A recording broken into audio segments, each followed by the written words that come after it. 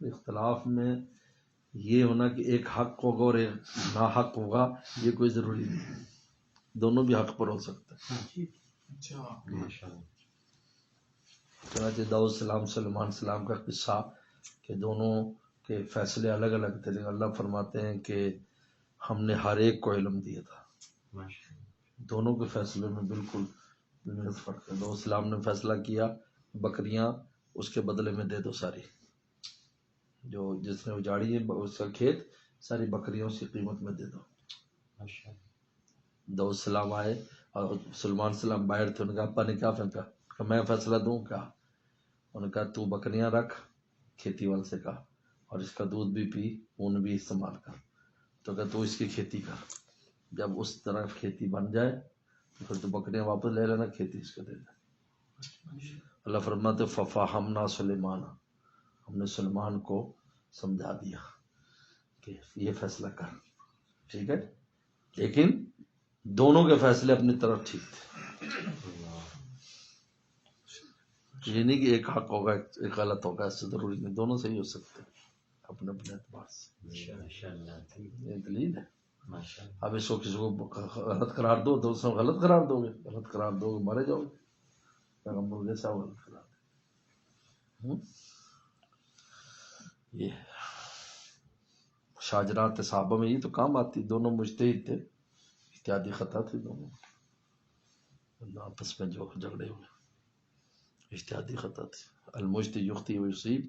مجتہد غلطی بھی کرے گا تو ثواب ملتا ہے، اور مجتہد اپنے اجتہاد کا پابند ہے، ہاں جی، وہ دوسرے پیچھے نہیں چل سکتا مجتہد، اگر دوسرے کے پیچھے چلے گا تو وہ ماخوذ ہوگا عند اللہ۔ جب ایک بات آپ کو سمجھا دی، اس لیول کا ہم نے آپ کو فہم اور سمجھ دی تھی، تو پھر آپ اپنی بات پر کیوں نہیں چلے؟ وہ اللہ کی حکمت ہوتی ہے اس میں، اس لیے ہر امام اپنے اجتہاد میں پابند تھا، اگر ایسا نہ ہوتا تو چار مذاہب نہ آتے، ایک کے پیچھے دوسرے چل پڑتے، لیکن وہ اپنے اجتہاد کو کہ مجھے یہ سمجھ میں آیا، پابند ہے اس کا، اس پر عمل کرے، جو جس کو وہ پسند ہو تو وہ عمل کر لے،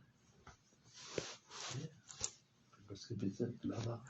جن جن جگہوں کے حساب سے اللہ نے عجیب ہے کہ جن جگہوں پر شوافی یا مالکی یا وہ ہے، تو وہ ان کا انوائرمنٹ ایسا ہے کہ اس سے اچھا وہاں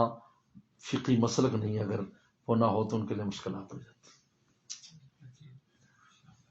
عجیب بات، علت حرمت کی بہت سی چیزیں ہیں، یہ وہ سمندری چیزیں لے لیں، سمندروں کے اوپر بسنے والوں کی اکثریت جو ہے انڈونیشیا ملیشیا وغیرہ وغیرہ، یہ وہ ہے کہ دوسرے اماموں کے ہاں ہر چیز سمندر کی کھائی جاتی، جب مچھلی پر بند ہو جاتا ہو تو مشکل ہو جاتی، تو وہاں پہ یہ سارا مسلک چل رہا ہے، سوائے بنگلہ دیش یا برما کے، بس باقی تو سارے ملک جتنے ہیں ان سب میں شافی مالکی وغیرہ ان کے ہر چیز جائز ہے سوائے چار چیزوں، مگر مچھ نہیں کھا سکتے، کچھوا نہیں کھا سکتے، سانپ نہیں کھا سکتے، اور مینڈک نہیں کھا سکتے، باقی ہر چیز لابسٹر ہے، یہ ہے وہ ہے، کیکڑا ہے میکڑا ہے، سب چلتا ہے، سفید سے رنگ کا چھوٹا سا ہوتا ہے، وہ بہت کھاتے تھے ہمارے یہاں ملیشیا، ایسی بدبو آتی تھی کہ دالقامہ فنا کر دیتے تھے، نہیں سفید سا ہوتا ہے، مچھے سی ہوتی ہے، لابسٹر کہتے اس کو، ایک تو موٹا ہوتا ہے، ایک وائٹ کلر کا ہوتا ہے چھوٹا سا،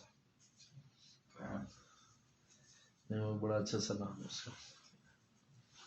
اس کے بارے میں ایک بہت عام طور پہ یہ اعتراض کیا جاتا ہے کہ اس طرح سے ہم لوگوں نے منائی ہوئی چیزیں، تو ایک امام جب دوسرے امام کے وہاں پہ گئے تو وہ تو انہوں نے نماز اسی طرح سے پڑھی، وہ اصل بات یہ ہوتی کہ جو اختلافات کی اقسام ہیں، ایک ہوتا ہے مستحبات میں اور اختلاف، مستحب کے اندر تو کوئی بھی چھوڑ سکتا ہے، ایک ہوتا ہے فرائض میں، فرائض میں کوئی دوسری امام کے پیچھے نہیں چلے گا کہ وہ وہاں جائے اور وہ اس کا خون نکل آئے، حنفی امام حنیفہ ہوں اور وہ وضو نہ کریں، یہ تو رفع دین کی صرف بات تھی، اور رفع دین جو نا یہ ایک مستحب عمل ہے،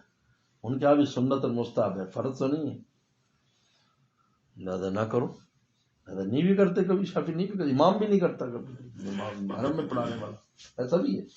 کہ نہیں رفع دین کیا، وہ مستحب اور سنت. ہم کہتے سنت نہیں، لیکن ایسا نہیں کہ فرائض اس میں ہوگا، ایسا نہیں ہے، اس میں بڑا فرق ہے.